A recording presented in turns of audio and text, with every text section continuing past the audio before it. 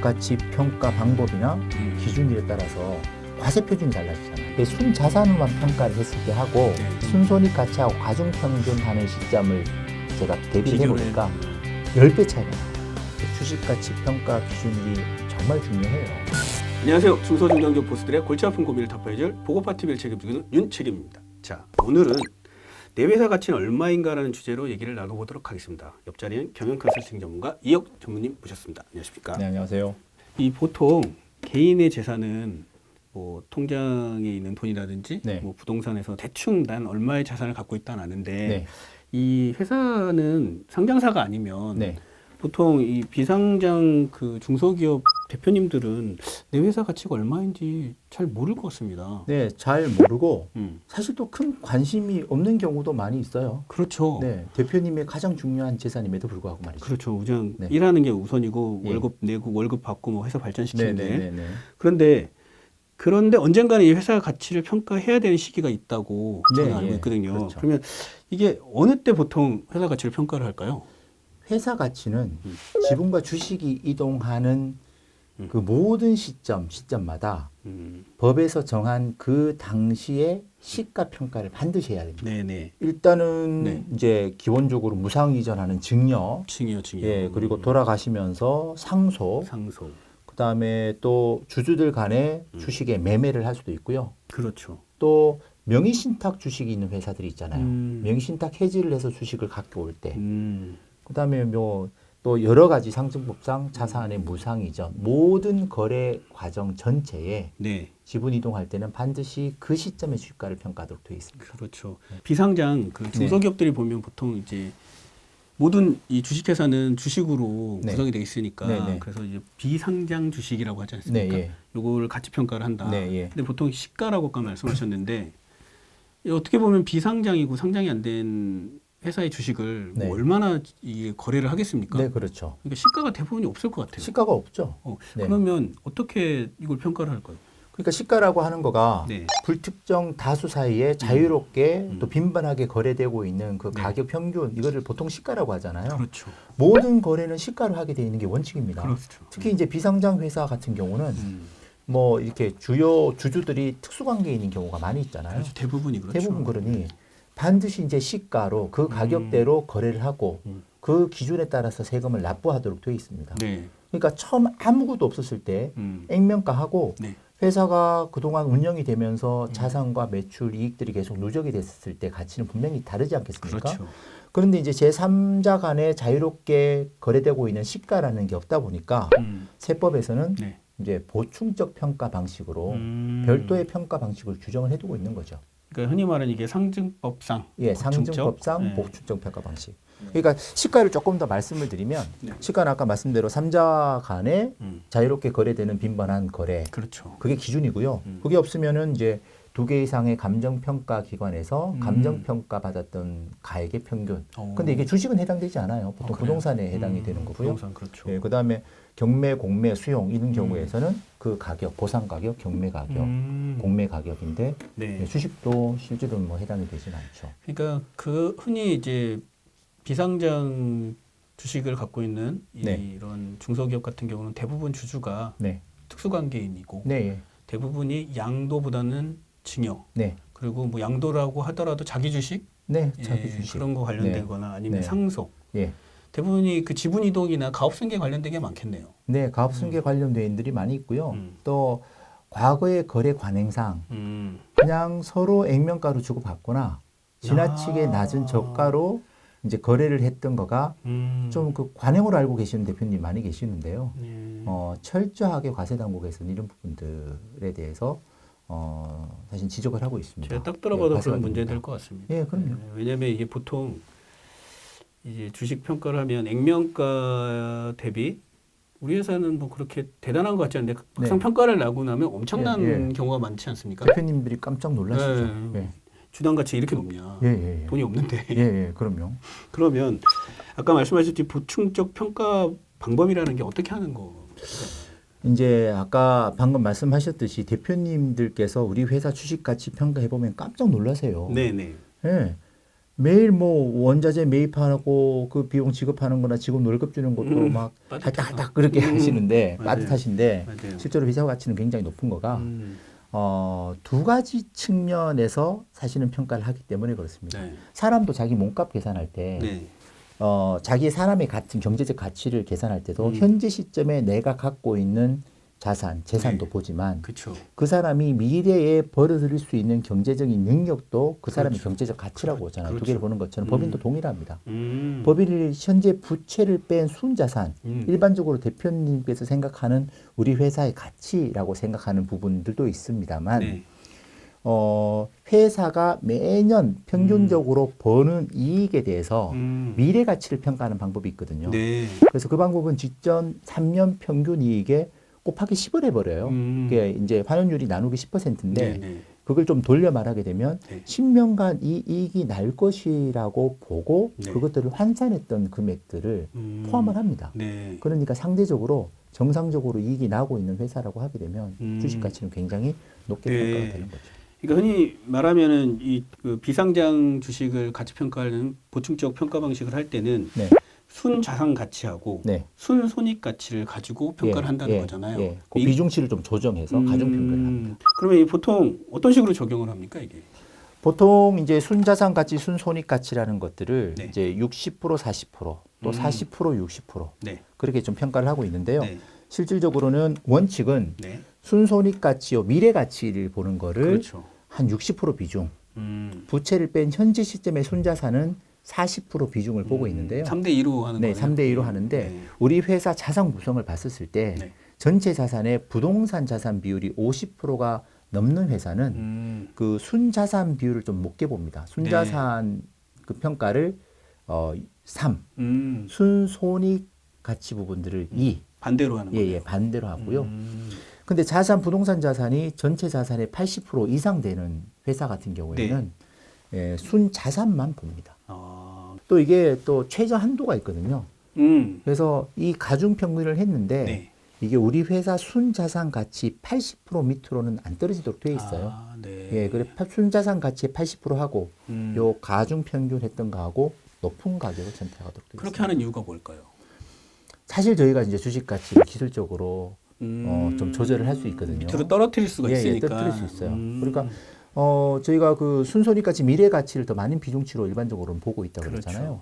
그럼 순손익 가치를 저희가 일시적으로 가치를 많이 떨어뜨리게 떨어뜨려서. 되면 주식 가치를 큰 폭으로 낮출 수 있는데 이제 그런 부분에 대한 좀 한도, 리미트 규정을 좀 뒀다라고 보시면 되는 거죠. 지나치게 많이 떨어지는 부분에 대한 제도적인 보완 그렇게 보시면 될 것 같습니다. 그러니까 어떻게 보면 너네 자산이 이만큼 쌓였다면 그만큼의 손익이 있는데 네, 예. 말도 안 되는 손익 가치를 적용해서 주식 가치를 예. 확 떨어뜨리지 못하게 네, 순 자산 가치의 80%는 최소 네, 예, 최소로 기준으로 가라. 기준을 가라. 예, 예, 예. 그러면 부동산이 80%가 넘어가면 네. 순 자산 가치로 한다고 하지 네, 않습니까? 네. 부동산만 80% 넘어야지만 그렇게 하는 겁니까? 아니면 또 다른 이유가 있나요? 세법상 이제 순자산으로만 평가를 하는 네. 경우를 명시를 해두고 있어요. 대표적인 경우가 네. 이제 설립한 지 3년 미만 회사는 음. 순손익가치 평가를 하지 않습니다. 어. 예, 세법에서는 이 회사가 네. 우리 미래 10년 동안 뭐 생존할지 안 생존할지도 모르는 상황에서 네. 10년간 이익이 날 것이라고 보고 환산해서 하는 것들은 좀 무리가 있죠. 네네. 그래서 사업 개시 3년 미만 법인과 현재 휴업 폐업 중인 법인은 순자산으로만 평가를 하고요. 네. 그리고 지금 또 청산 전차를 밟고 있는 회사도 마찬가지. 그리고 부동산 비율이 80% 넘는 회사라든지 네네. 또 주식이 자산 전체의 또 주식이 80% 이상인 법인도 순자산으로만 평가를 합니다. 주식이 80% 넘어도 예. 그런 경우에 순자산으로만 평가를 하도록 되어 있어요. 이 한 주당 순손익 가치를 계산할 때도 네. 이게 그 자체에서도 최근 거를 3 곱하고 네. 그 전 거를 2 곱하고 네. 그다음 1 네, 이렇게 맞습니다. 3년치를 땡겨서 보더라고요. 지금 시점에 직전 3년이거든요. 그렇죠. 그리고 올해 22년이니까 21년, 20년, 19년을 보는데 최근 21년도를 또 가중치를 3, 아. 그 전을 2, 3년 전을 1 해서 나누기 6 해서 가중을 두고 있죠. 그렇죠. 네네. 그러다 보니까 아무래도 손익 가치를 계산하려면 최소한 3년은 넘어야지 네, 예, 순손익 그렇죠. 가치를 예, 순손익 평가를 할 수 가치가 있겠네요. 예, 그럼요. 그러니까 그런 이유에서도 순 자산 가치로만 한다고도 볼 수 있겠네요. 네, 맞습니다. 네. 자, 그러면 저희가 지금 평가하는 방법을 보통 이제 순손익가치와 순자산가치 3대2, 그 다음에 2대3, 그리고 순자산가치로만 하는 게 있는데 요거를 한번 약식으로 평가하는 사례를 한번 들어서 말씀해 주시겠습니까? 네. 네네. 그래서 이제 그냥 예시로 좀 설명을 드리면 네. 직전 3년간 순손익이 매년 5억의 단기순이익이 발생을 하고 네. 평가 시점 현재 순자산 가액이 40억인 네. 그 법인 기준으로 네. 네.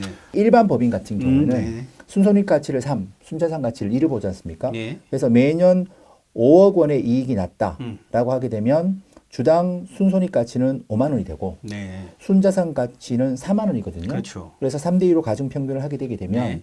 주식 가치는 4만 6천 원. 근데 부동산 과다 보유 법인 80% 미만인 경우에는 네. 동일한 이익과 자산인데 가중치가 변경이 그렇죠, 되죠. 그렇죠. 예. 2대 3으로 변경이 되게 맞습니다. 되면 주당 가치는 4만 4천 원. 근데 또 부동산 평가액이 전체 자산의 80% 이상이 되는 회사는 순자산가치로 순자산업은 평가를 하게 되는 네네. 거죠.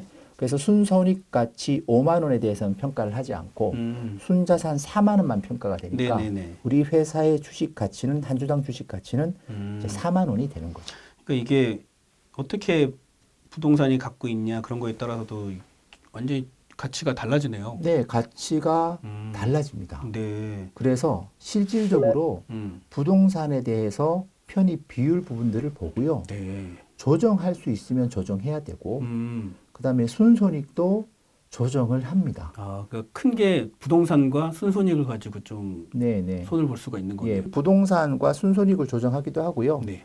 평가 시점 자체를 좀 조율을 하기도 하고 다양한 방식으로 네. 예, 회사에 유리한 이 값이 나올 수 있도록 주식 가치는 좀 조절을 해야죠. 제가 이거 딱 봐도 세 가지가 방식이 계산 방식이 다른데 네. 어쨌든 순자산 가치는 일정하다 보니까 네. 이 최저 한도가 네. 딱 32,000원으로 딱 떨어져 있네요. 네. 그러니까 어떻게 적용하더라도 32,000원은 무조건 내. 네. 이건 주식의 한 주당 가치야. 예. 아, 요 이상 이하로는 안 돼. 네. 그렇죠. 그러니 사실은 대표님께 제가 말씀을 드리는 거가 예.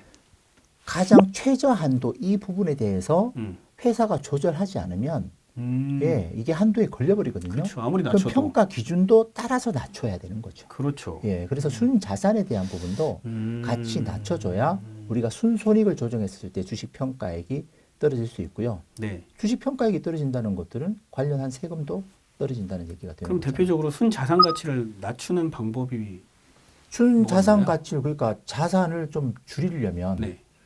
결국은 우리가 배당 정책을 전략적으로 지속적으로 해야 되는 거죠. 그러니까 미처분 이익 이용금을 좀 줄이는 그럼요. 거. 예, 그죠? 그거 같이 가져야 됩니다. 그러니까 이게 어떻게 보면 비상장 주식을 갖고 있는 중소기업 같은 경우는 모든 기준이 이 가치 평가에서 시작이 된다고 봐요. 네, 예, 그럼요. 예. 그러면 이 비상장 주식 가치 평가를 꼭 해봐야 될 때, 그러니까 네. 어떤 법인들이 꼭 지금 해보세요라고 하는 시기가 있을까요? 네, 일단은 이제 그 법인 설립한 지 3년 미만 된 회사는 직전 3년에 대한 순손익 데이터가 없기 때문에 네네. 순자산업만 평가를 네네. 한다고 그랬잖아요. 네. 제가 어제 만났던 법인인데요. 네. 그 딱 2년 지난 시점이에요. 순자산업만 평가를 했을 때 하고 네. 올해 예상되는 이익이 들어가서 만 3년이 경과하는 시점, 그러니까 순손익 가치하고 가중평균하는 시점을 제가 대비를 해보니까 10배 차이가 나요. 딱 10배 차이가 납니다. 그래서 그 순자산업만 평가를 할 때 대표님께 유리한 또 장기적으로 필요한 지분 구조를 미리 빨리 만들어 두셔야 된다. 그 전에 해야겠네요. 그 전에 해야 됩니다. 그러니까 3년이 안 된 법인들은 네. 3년이 이제 돼가는 법인들 꼭 실시를 해봐야겠네요. 꼭 반드시 점검을 해보셔야 되고요. 특히 이제 그 주주가 타인 주주가 있고 차명 주주가 있는 회사 같은 경우에서는 평가 시점이 굉장히 중요하죠. 네, 그 차명 주식을 회수할 때 이제 시가 평가를 하게 돼 있는데 시가 평가하는 방식 자체가 3년 전후가 달라지니까 그렇죠. 설립 3년 미만의 주식 가치 평가를 반드시 해보시고 그렇게 처리하셔야 된다. 그리고 또 하나는 지금 이제 코로나 때문에 본의 아니게 실적들 회사가 이익들이 급감한 회사가 많이 있죠. 맞아요. 그래서 뭐 실적이 뭐 떨어져서 힘든 거는 안타깝지만 없을 수 없는 거지만 그렇죠. 우리가 세법적으로 보게 되게 되면 회사의 주식 가치가 확 떨어진 큰 폭으로 거예요. 떨어져 있는 시점이 되다 보니 부동산도 가격이 떨어질 때 매입을 해야 되잖아요. 거래를 해야 되지 않습니까? 그렇죠. 그거 마찬가지로 주식 가치가 떨어져 있었을 때 그 시점을 평가를 해서 그 주식 거래를 하고 지분 구조를 좀 변경할 필요가 좀 있겠다. 실적이 악화됐을 때 네네네. 그럴 때 시점을 봐서 네, 예. 주식 평가를 해보는 네. 게 좋다. 그렇다고 일부러 저희 회사가 실적을 악화시킬 수는 없으니까. 그렇죠. 예, 실적이 좀 떨어져 있는 어떻게 보면 지금 시점에 시기일 수도 있겠네요. 예, 그래서 꼭 한번 뭐 세무사나 전문가를 통해 가지고요. 음. 한번 우리 회사 주식 가치 평가를 다시 한번 좀 해보면 좋겠다. 네네. 예. 그리고 또 한 번은 또 만약에 큰 성장이 또 반대로 기대되는 데가 있어요. 그렇죠. 예, 올해 뭐 큰 거래가 예상이 되는 그렇죠. 예, 뭐 그런 경우에 올해 결산 시점이 지나가게 되면 그게 순손익가치에 반영이 돼버리잖아요. 그렇죠. 주식가치 크게 뛰거든요. 손익가치도 반영이 되고 자산 가치도 예, 반영이 예. 되고. 예, 그래서 그 이익이 실현되기 전에 예상되기 이전에 빨리 주식가치 평가를 해서 그 가치 기준으로 해서 결산되기 예, 전에 예. 빨리 네, 빨리 해가지고 하는 게, 뭐 예, 증여를 좋겠다. 하든 양도를 하든. 네, 예. 자 그러면 네. 이런 비상장 주식 가치 평가를 해서 절세한 사례가 있을까요? 많죠. 네. 기본적으로 절세의 기준은 음. 주식가치 평가 방법이나 기준일에 따라서 네. 과세 표준이 달라지잖아요. 그렇죠. 네, 그래서 큰 차이가 납니다. 네네.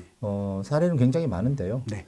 일단은 증여를 하기 위해서 저희가 주식 가치를 낮춰야 될 때 네.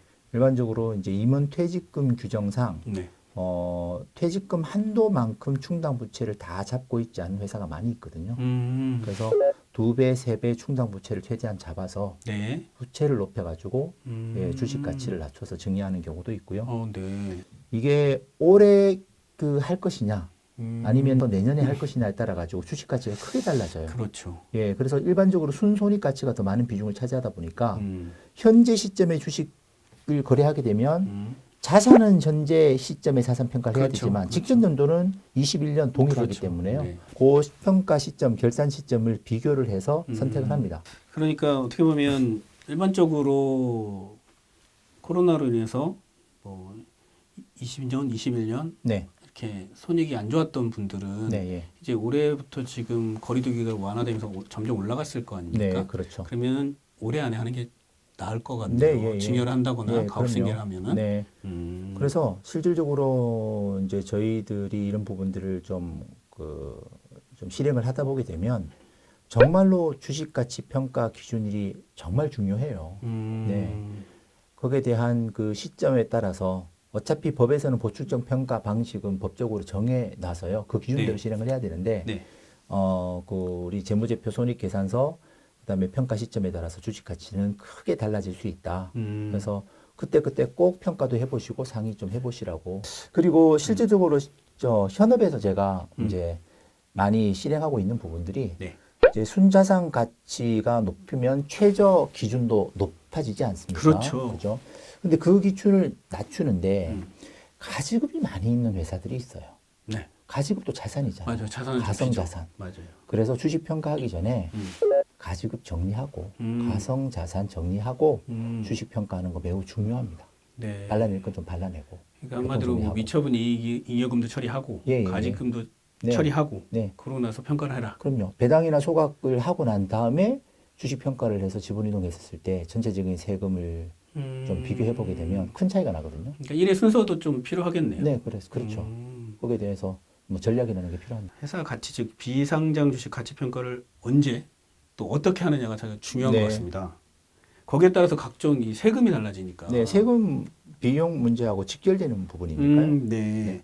특히 뭐 양도나 증여, 뭐 지분 네. 분산을 고려한다면 네, 정말 이 적정 시기를 언제로 하느냐가 진짜 중요한 것 같습니다. 정말 중요합니다. 네네. 네, 우리가 뭐 주택 양도 재산세를 내더라도 그 기준일이 있지 않습니까? 네네. 우리가 주식 배당을 받더라도 기준일이 있죠. 맞습니다. 네, 마찬가지로 비상장 주식 가치 평가도 기준일을 어떻게 잡느냐에 따라 가지고 네. 예, 세금 차이가 굉장히 많이 납니다. 네네. 이런 거는 좀 전문가랑 상의를 통해서 꼭 적정 시기를 판단하시고 실행에 옮겼으면 좋겠습니다. 네, 그렇습니다. 자, 오늘 내용 이상을 마치고요. 다음 시간에 더 유익한 내용으로 찾아뵙도록 하겠습니다. 감사합니다.